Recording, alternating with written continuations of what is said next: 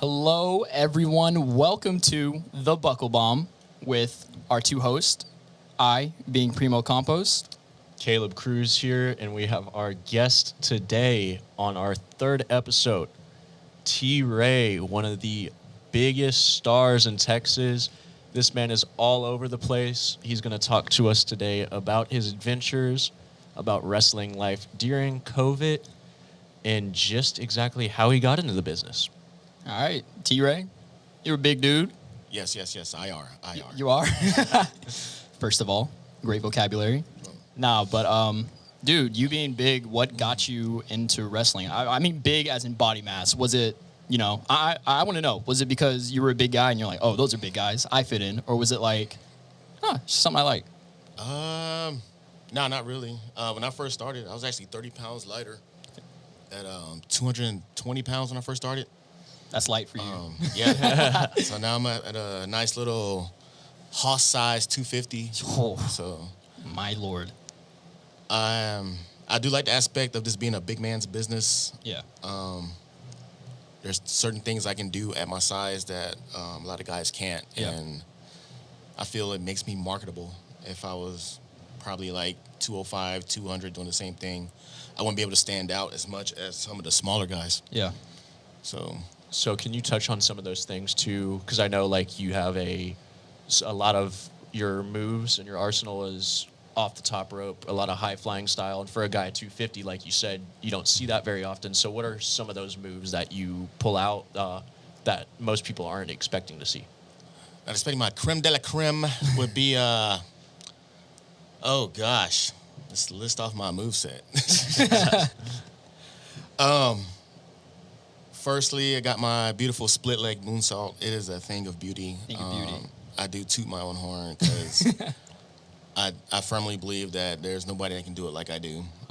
Call out, everyone. Step up your game. I have a certain level of trajectory when I hit that mug. So I kind of stole the springboard cutter, which I've dubbed the Ray of Light. Oh, okay. Made it my own. I've added a little bit of my own flair to it. I might add a little roll into it before I jump off the ropes, or I just might tight rope the second rope and hit it. Sheesh. I've come up with a few creative ways to do it that you really don't see guys my size do that rarely leave their feet. Yeah. I've done some ranas in my matches just to pop the crowd sometimes. Yeah. I don't do them as often. I try to save those the rare times I'm facing somebody either taller than me or bigger than me. So Bigger. I like to pay a little homage to my trainer George L. Eastland, throw in some lucha stuff every now and then when I get a chance. Yeah. So what really inspired you to take on that moveset though? What was it? Your trainer? It was not really George. I kind of looked around. I'm very good at assessing what everybody else is doing around me. I look at how other guys do their matches, what moves they're going to do, what they bring to the show, and I don't necessarily always have to do something over-the-top powerful or over-the-top athletic. I just have to do something different. Yeah, and just do something different at my size. Like anybody can do a headlock, but if a 250-pound person is doing a headlock, it's going to look different from a 180-pound person doing it. True. So, so I pick whatever moves I'm doing depending on the opponent, the story of the match, how the finish is going to be. We're pulling back the curtain a little bit right here. Yes, so. Just a little bit. Yeah, just a little bit. Depending on how the story of the match is going to go depends on what I'm going to do. I try to be very well-rounded and not one of those guys that got to say, I have to have my 5 moves of doom every single match. Yeah. I believe that the stories that we can tell in the ring shouldn't be limited to just, I'm going to do these 5 moves and I have to do them, because if I don't do them, then no one's ever going to ever book me again. So it's not the way to live. Yeah. So what's some big things that drew you into the wrestling world? Because you said it wasn't you being on the bigger side. And then what were some expectations given to you from the start of being in it? The crazy thing is, A few factors in my life had to take place for me to get into wrestling. When I first started in 2016, I was going through a divorce. So I kind of had that freedom of finally doing what I want to do in my life and not having to have somebody else's permission or their blessing or having to negotiate with somebody else on what I want to do as far as my aspirations or my goals. Not to turn into a bashing session. She wasn't very supportive of my athletic endeavors. I've done MMA, I've done semi-pro football, I've done jiu-jitsu. And it was always, we always bumped heads a lot because of she didn't understand the time that it took for training. Yeah. So after the divorce started, I was like, what have I always wanted to do that I haven't done yet that I would regret later if I didn't do? Yeah. And me and my sons were goofing off, wrestling around, and then ended up watching an episode of Raw. And then my oldest son was like, Dad, you should be a wrestler. That would be so cool. Oh, man. And when he brought it up, it was one of those weird situations where I couldn't think of an excuse not to do it. Yeah. Okay. So it's lightning. It was one of those deals where I was like, all right, let's go look this up and see if it's doable. Started looking up the schools in the area. Booker School was way too far away. It was 3.5 hours away. Oof. Same thing up in Dallas. They were kind of the first schools that pop up when you Google wrestling schools in Texas. And then AAPW popped up in Austin. And I just started looking through the website, looking through all the drills they were doing. Looked up some stuff on YouTube of how they were doing things. And then I ended up contacting George by email, and he emailed me back, gave me the basic information of price and when to show up for class and all the stuff that was needed. And he invited me to a show, met him in person, met some of the guys at the time, and then things just took off from there. Nice. Okay. So, Were you a natural getting into the ring? Was it pretty easy for you, or did there have to be an aha moment in your training where you're like, okay, I get it now? Training wise, everything came pretty natural. Nice. I kind of had a good expectation on the training that went into pro wrestling from documentaries and stuff I've seen before. Did your research? It's not much different from stuff we did at football practice and when I was doing wrestling and MMA training. We don't really do much stuff different as far as the workouts and cardio. My biggest thing as far as me is being told to slow down consistently my first few months, because when you're doing MMA and jiu-jitsu, like, you want to hit things quick or you want to set things up explosive so your opponent can't capitalize off of it. But here we got to slow down so everybody can see what's going on, so you can learn how to sell. Telling the story. Yeah.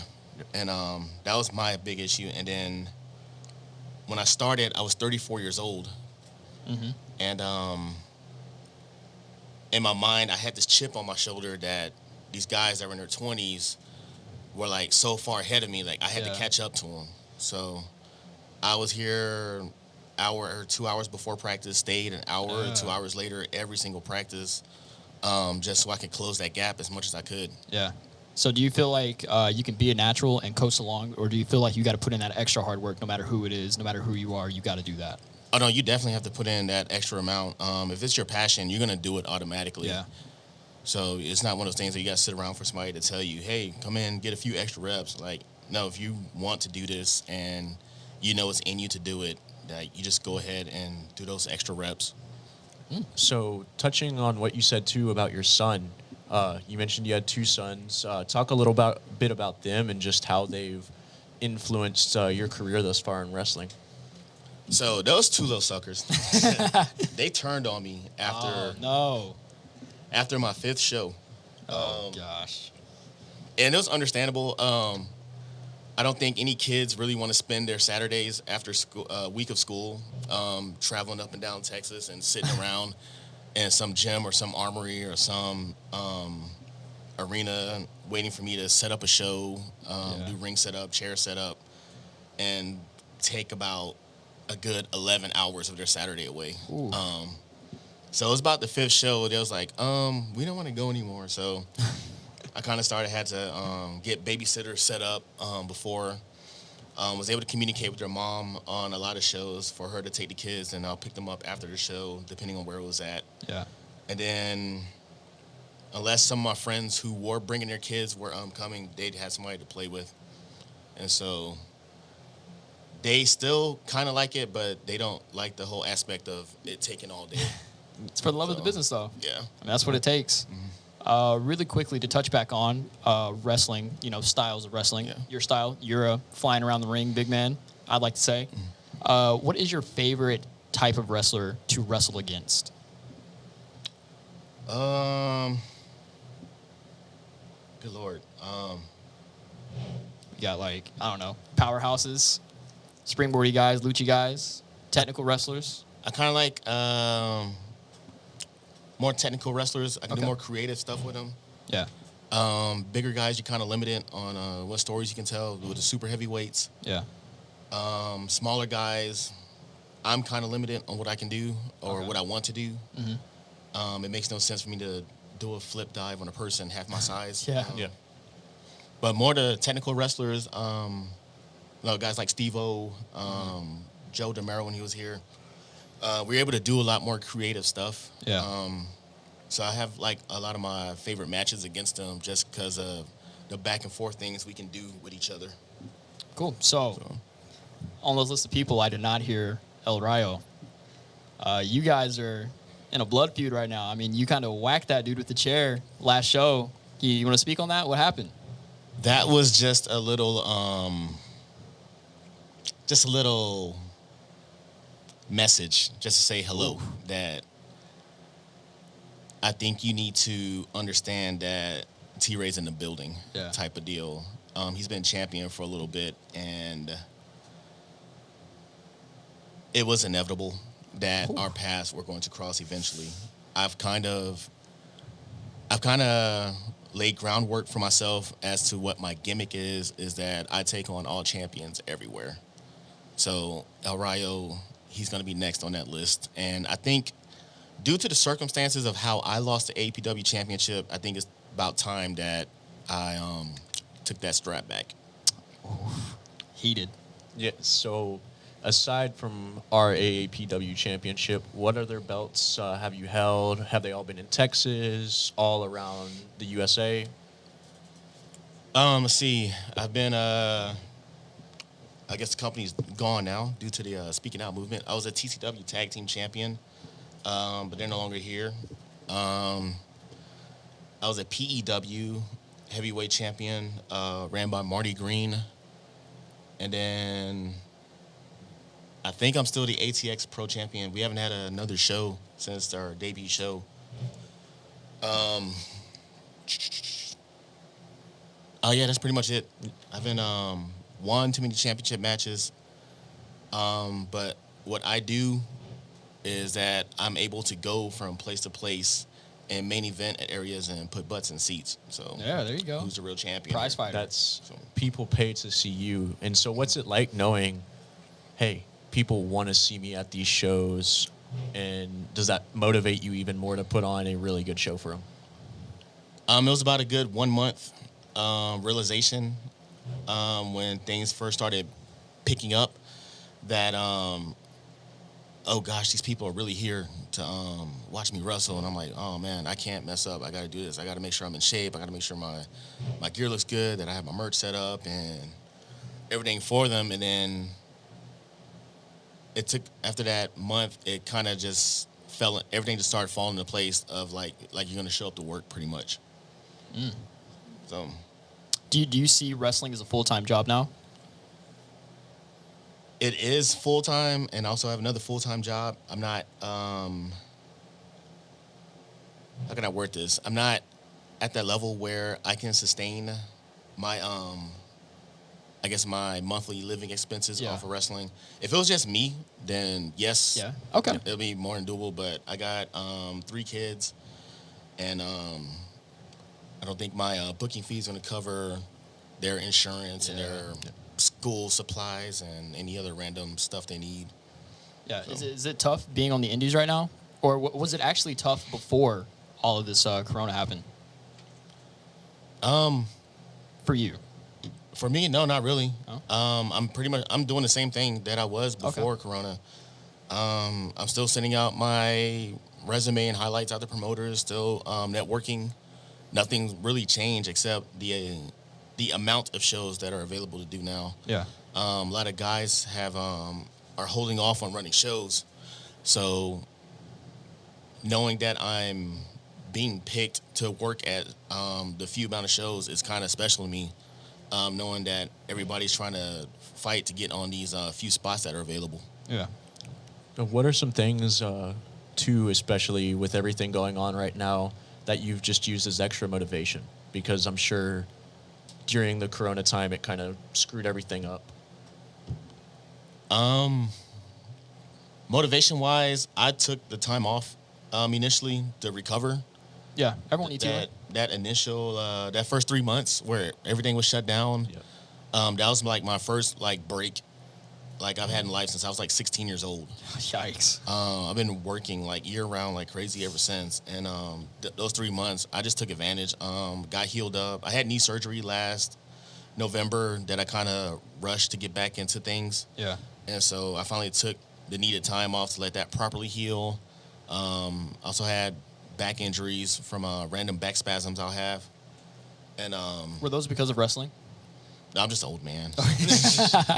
After you start having kids, like your back and your shoulders just start going out for no reason. Yikes. I'm out. You just Carrying the load, man. Literally, I'm not doing that. You can count me out. you just start playing with the baby and just pick him up in the air, and then your shoulder just goes out. You're just like, and- oh, pop.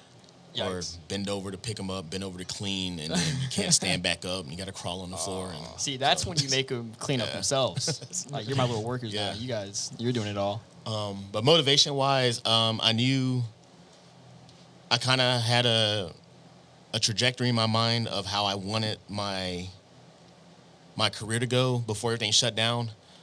But it gave me the time to sit back and see how I'm presenting myself. Yeah. And so now, after doing that and taking my own, because I'm my own worst critic, I'm able to self-assess and push myself forward of how I want to present myself. I bulked up a lot, and so now I'm working as a bigger wrestler. I'm flying around sometime, but not as much. But I'm able to rely more on doing more power moves or ground moves, and then I'll sprinkle in a little high-flying stuff here and there. So with those ground moves and those power moves, did the MMA background help at all with that, or was it just a total new world? The MMA background helped out a lot, especially with transitioning to different moves, finding openings, having different setups to do things. Because while I was doing MMA, I was trying to like do creative setups. I hated the basic 1-2-1 low kick, 1-2. Yeah, Like you're I trying tried to be flashy. not really flashy, just different stuff outside the box. Yeah. Wanted to stand out. Right? Yeah, like I'll throw a low kick before a jab or something just to throw people off, or throw a triple jab and like people don't see that coming. Yeah. Just not to knock him out, just it messes with people's minds that he's doing something different. And so if I'm doing something different, then the fans like, oh, this guy's different. I want to see what more he has in store.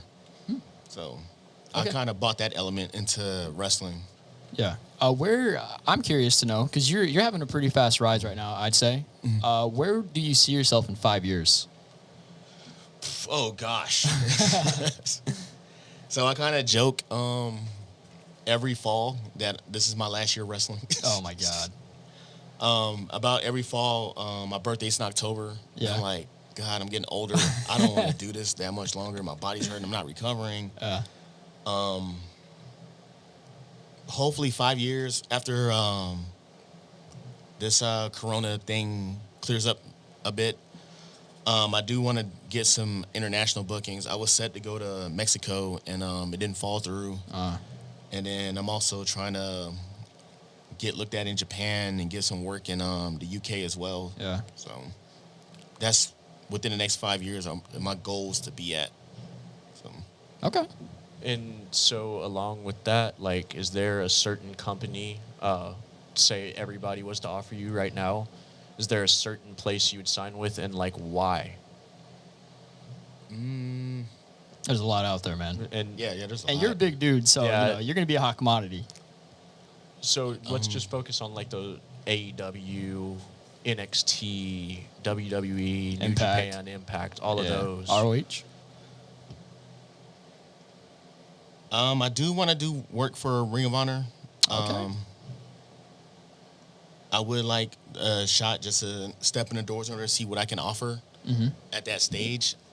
It's weird, like visualizing yourself of being at WWE or AEW because Yeah.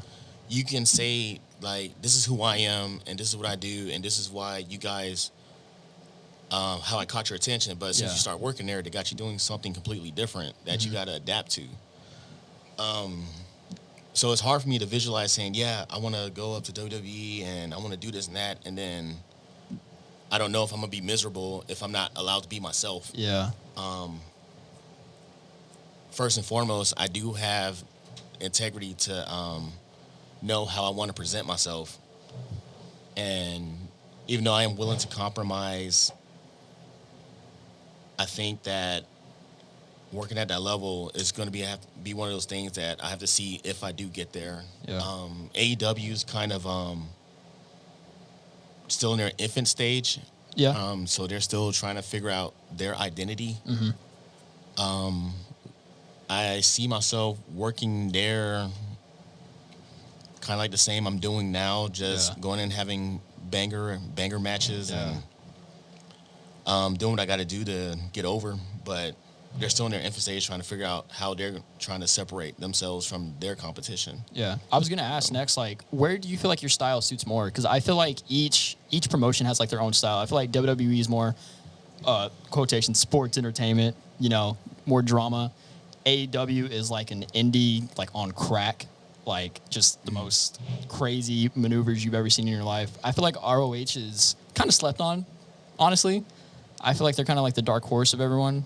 They're not getting as much as attention, but I feel like their style is more, how would you say, kind of, I would say underground. I feel like they're the most mixed bag out of everyone. They have that New Japan WWE style mixed together.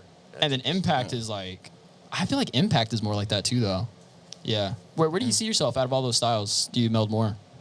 I think the way I do wrestle, I'd have more to offer at AEW. Yeah. Just because of the variety. I can have comedy style matches. Yeah, I can work long 30-minute matches and tell those stories with that. They have a good tag division. Throwing random creative hardcore stuff. So I think I would fit there more just the way I do wrestle. But I think I would learn more and develop more at like NXT. Okay. So just because of what they have to offer. Yeah. For sure. So what are some matches you've had that stand out in your head, or some people that you've worked with that you just wish you could work with more? I guess I can get my top three, I guess. First, I had a match with he was then the NWA champion, Tim Storm. Oh, I did not know that. It was one of those weird like situations where the year prior, I was doing ring setup at a show he was at. Yeah. And like he kind of like greeted me, but then had to go on about his day to do what he had to do. Okay. And then like the following year, we're in the main event against each other. Dude. Going for the Full Throttle Wrestling Championship. How did that come to be? Because I did not know that. That's crazy. It was a match that took place in Louisiana. Teddy Null, the promoter down there, he's been wanting to bring me in. He came into AAPW a few times just to scout. Okay. He's brought a few guys down there like Cody, KO. Ooh, wow. Gator went down there. Charlie Murray. Who else did he bring down there? You're name dropping hard right now. Yeah, he brought in like a lot of our guys. Yeah. And so when he told, when he pitched the idea for me to work Tim, because Tim was like looking for new guys to work. Yeah. They said, "Hey, you like this kid? he's in. He knows what he's doing. He'll go in there, and y'all gonna have a really great match. And we went in there, and we had a good 18-minute Ooh, just boy, you got some work in. banger. Just these two big dudes, and just going at it for a good 18 minutes. And then after that, he was very grateful of me. I didn't do anything like over the top in the match. I just did super basic stuff for 18 minutes, and I really learned how to work the crowd in that match. Second to that would be my feud I had with Tommy Bolton at Heavy Metal. Where's that at? Heavy Metal's in San Antonio. Okay. Tommy Bolton's trained by Booker T and his guys up at Row. And we had a match where, you know, where they say that the crowd can feel your energy when you step through the curtain. So 4 days earlier for that match, I just had the baby. Yeah. And my birthday was that day. So I was in that match like on a whole different level of charisma and fire. Like I was fired up for that match. We went in and did some things that people at Heavy Metal are like still talking about to this day. Dang. About how we just went in and just tore it down. Yeah. The promoter mid-match, he sent out a tweet and a message like mid-match, these guys are tearing the house down right now. The match wasn't even over. Yeah, like that's high praise, we didn't dog. even get to the finish of the match, like the big finish. And then sadly, that was the match that I tore my meniscus and my PCL in 2 minutes into it. And but we were still able to get that match out because I was that high on adrenaline. Pumped. Yeah. Dang. And then after that, I guess my feud with Joe DeMauro. Oh yeah. Okay. And we had a 2-month feud of 6 matches total. Okay. And each match built, and then that big final match, it was insane. We had the Heavy Metal Television Championship on the line between us, and each time he kept sneaking away, and finding a way to hold on to it. And then we did something really special down there. And then finally, I've been feuding with the Cool at Inspire with Will Allday, Kiefer Bartek, Cam Cole, and Rachel Rose. Ooh. So they kind of came in and ambushed me and my stable. Cowards. Took our manager from us, and we've had, I think this feud's been going on for a year now. Ooh. Like it's been over a year. Like we just been going at it. Tearing each other apart? Yeah. Ah, yikes. And That so sounds like a war. they've been like some really great matches. Yeah. So during that, you mentioned a lot of talent that came from AAPW, K.O. Cox, Joe DeMauro, Steve-O, Adam, all the guys like that. How do you feel about AAPW's ability to develop talent and just see how far guys can go from here? I think AAPW brings out the best. It's kind of like the best wrestlers get magnetized to come here. Yeah. And so once they're here, the school's able to bring that out of them. And then after the 12, 13 months of just training here, we're able to bring that out and showcase around Texas about why our students here are the most sought-out students in the state. Yeah. I've wrestled guys from DFW and Hybrid and Row, and we have a certain pedigree to us where we're not only guaranteed to put on great matches, but we're also guaranteed to be great assets in the locker room. Nice. And that's something you don't get as a total package from other schools a lot. Yeah. Well, now that we're back on the topic of AAPW, I want to talk about your dastardly manager, Greenback. What's going on there? How did that come to be? My my affiliation with the Greenback is none of you guys' business at the moment. I tried, guys. So- I tried. A lot shall remain to be seen on that topic. Okay.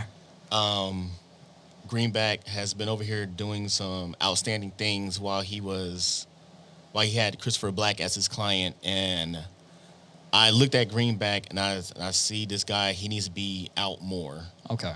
So I'm going to use what I offer on my stage to be able to elevate him, so that if he's seen with me, then he's going to be more of a marketable person around the state of Texas as a manager. Man, I mean, not to stir the pot, it seems like he's getting more out of this than you. Like, what? I don't understand the dynamic there. I mean, what does he offer to you? On top of that, I was on a good 9-month losing streak at AAPW.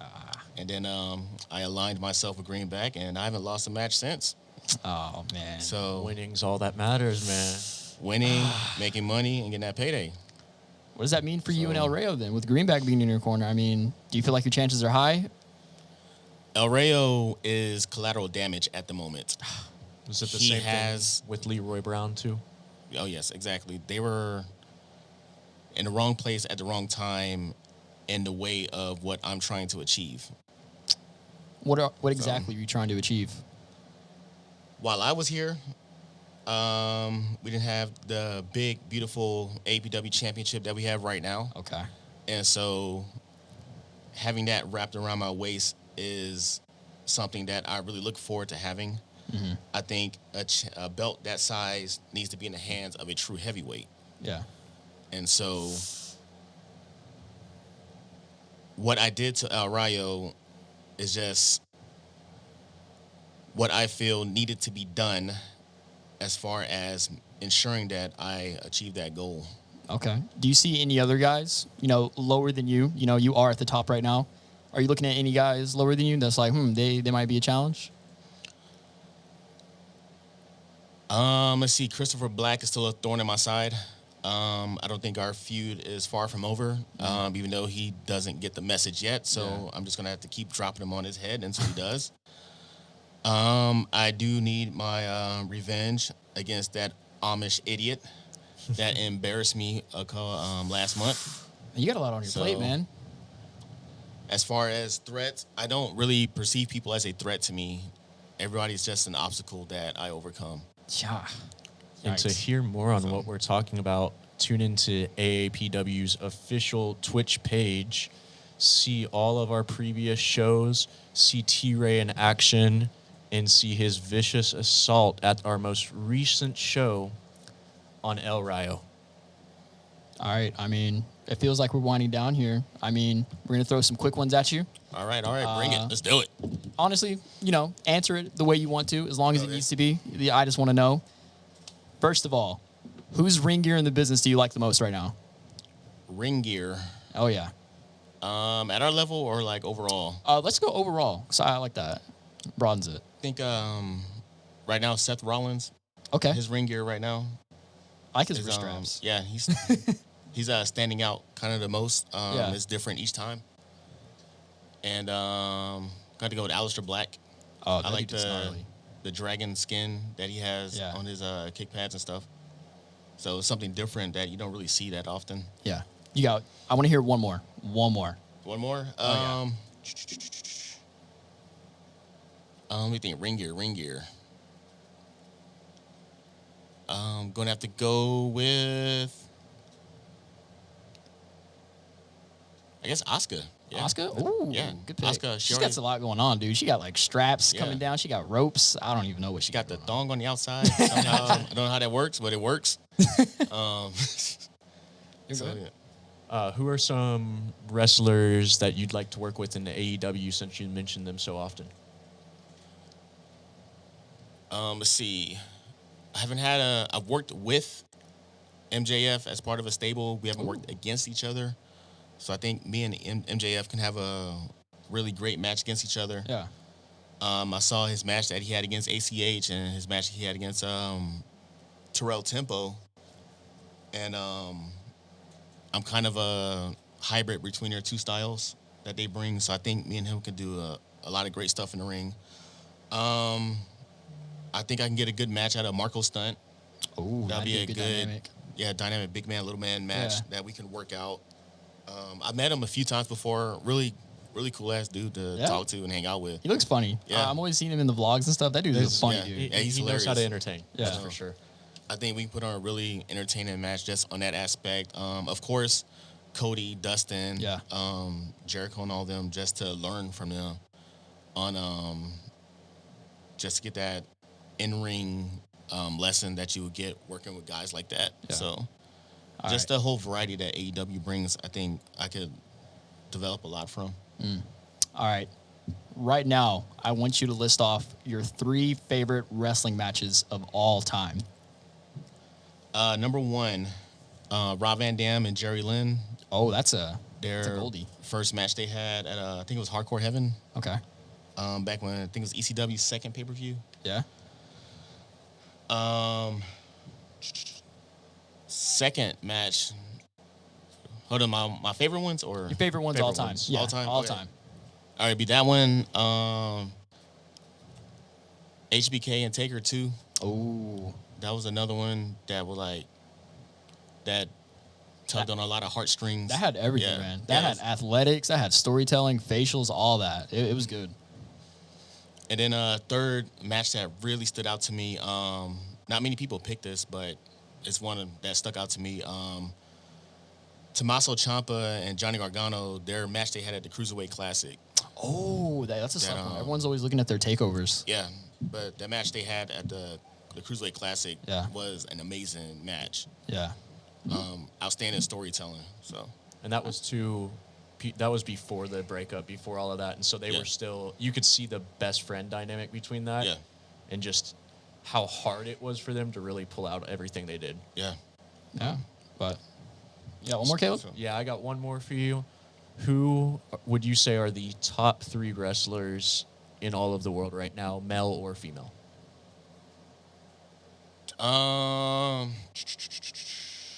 Top 3 that I really love. Yes. Yeah. Who you see at the top right now? Good Lord, that is such a wide Chris spectrum. Jericho. No, no, he's Jericho. He's not up there. SMH. Let's see. Kyle O'Reilly. Oh, okay. I think he's Dark one horse. of the best wrestlers in ring wise. Yeah. I studied a lot of his matches. Just how he sells, how he works with different opponents from bigger than him, smaller than him. Good Lord. I really haven't listed this out. Okada. Okay. Good choice. Good choice. That dude's been on top for a while. Like for a long time. He has that that charisma. Once his match is on, you're not going to do nothing else but watch his match. It's eye opener.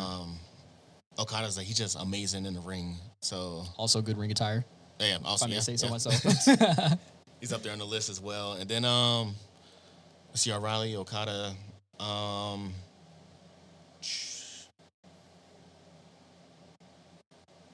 Goodness.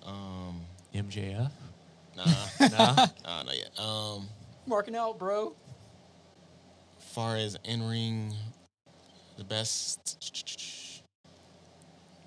I'd put but- Kenny Omega in that third spot if it was me. Not lately. Gosh, man. Not Chris Jericho. Maybe, you don't like Canadians or something? Probably AJ Styles. Oh, okay. Yeah. Okay. Understandable. Understandable. Yeah, it'd be O'Reilly, Styles, and Okada. Those three. Solid picks. Solid picks. Chris Jericho should be in there, but, we can talk about that later. Whole list of guys there that dominated Japan.